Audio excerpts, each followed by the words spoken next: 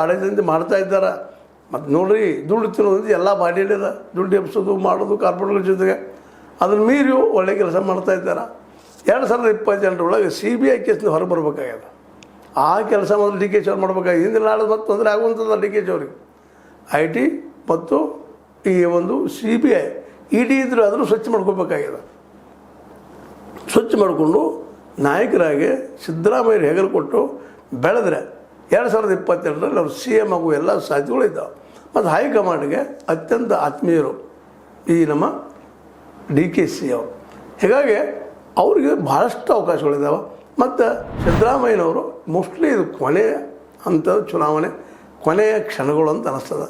ಮುಂದೆ ಬಂದರೂ ಪ್ರಚಾರ ಮಾಡ್ಬೋದು, ಓಡಾಡ್ಬೋದು, ಯಡಿಯೂರಪ್ಪನವ್ರಂಗೆ ಕಾಂಗ್ರೆಸ್ ಸಲುವಾಗಿ.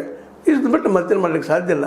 ಈ 2 ವರ್ಷಗಳನ್ನು 3 ವರ್ಷ ಸರ್ ಮಾಡಿದಂಥ DKC ಅವರು ಇನ್ನು 2 ವರ್ಷ ಸರ್ ಮಾಡಿಕೊಂಡು ಜೊತೆಗೆ ಈ ಕ್ಯಾಬಿನೆಟ್ ಎಕ್ಸ್ಪಾನ್ಷನ್ದಲ್ಲ ತಮ್ಮ ಜನರಿಗೆ ತಮ್ಮ ಬೆಂಬಲವನ್ನು ಹೆಚ್ಚು ಮಾಡ್ಕೊಂಡು ಹೋಗುವಂಥದ್ದು ಒಂದು ಒಳ್ಳೆಯ ಹಾದಿ ಆಗ್ಬೋದು ಅವ್ರಿಗೆ. ಇಲ್ಲ ಅಂದರೆ ಕಾಂಗ್ರೆಸ್